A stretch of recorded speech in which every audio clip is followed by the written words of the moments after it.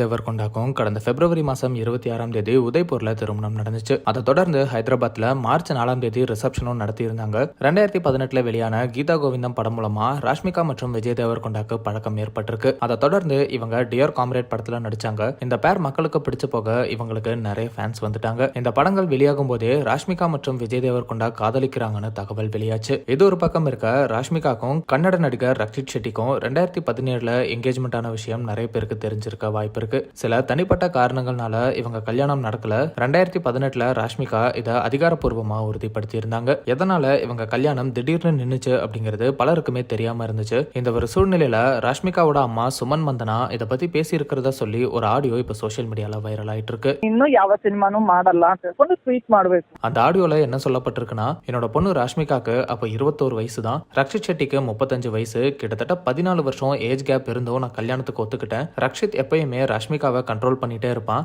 இதனாலதான் பிரச்சனையே உருவாச்சு. ராஷ்மிகா வளர்ந்து பெரிய நடிகர்கள் கூட நடிக்கிறத ரக்ஷித்னால ஏத்துக்க முடியல. ராஷ்மிகாக்கு கீதா கோவிந்தம் படத்துல நடிக்க ஆஃபர் வந்தப்போ அவனும் அவனோட குரூப்பும் சேர்ந்து இவளை சினிமா விட்டு விலகுறன்னு ட்வீட் போட சொல்லி ப்ரெஷர் பண்ணாங்க. கீதா கோவிந்தம் படத்தோட அந்த கிஸ் சீன் வைரல் ஆனதும் ரக்ஷித்தோட பிஹேவியர் மொத்தமா மாறிடுச்சு.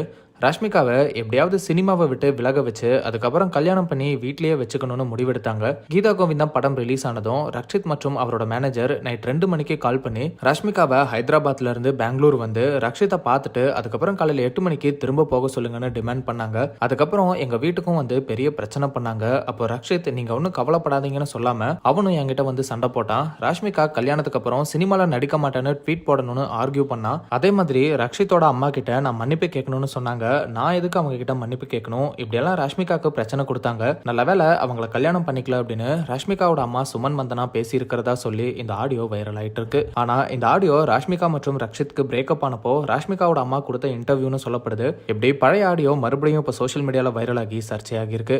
ராஷ்மிகா மற்றும் விஜய் தேவர்கொண்டாக்கு கல்யாணமாக போகுதுன்னு தகவல் வெளியாகும் போதே பலரும் ரக்ஷித் செட்டி பத்தியும் இவங்க திருமணம் நின்னதை பத்தியும் பேசிட்டு வந்தாங்க. இந்த ஒரு சூழ்நிலையில இந்த பழைய வைரல் ஆடியோ நிறைய கன்னட நியூஸ் சேனல்ஸ்ல மறுபடியும் ரிலீஸ் ஆகி பரபரப்பை ஏற்படுத்தியிருக்கு. சிலர் சோசியல் மீடியால இது ராஷ்மிகா அம்மாவோட ஆடியோவே கிடையாது, ஃபேக்னு சொல்லிட்டு வராங்க. அதுக்கு ஆதாரமா ராஷ்மிகாவே ஒரு இன்டர்வியூல கீதா கோவிந்தம் ஸ்கிரிப்ட் பத்தி ரக்ஷித் கிட்ட டிஸ்கஸ் பண்ண அவர் என்கிட்ட இந்த ஸ்டோரி ஓகேவா, ப்ரொடியூசர் யாரு, இந்த ரோல் பண்றது உனக்கு கம்ஃபர்டபுளா இருக்குமானெல்லாம் கேட்டாரு. உனக்கு ஓகேனா நடின்னு சொன்னாரு. அவருக்கும் இந்த கீதா கோவிந்தம் ஸ்கிரிப்ட் பிடிச்சதுன்னு சொல்லி இருக்கிற வீடியோவும் இப்போ வைரல் ஆயிட்டு இருக்கு.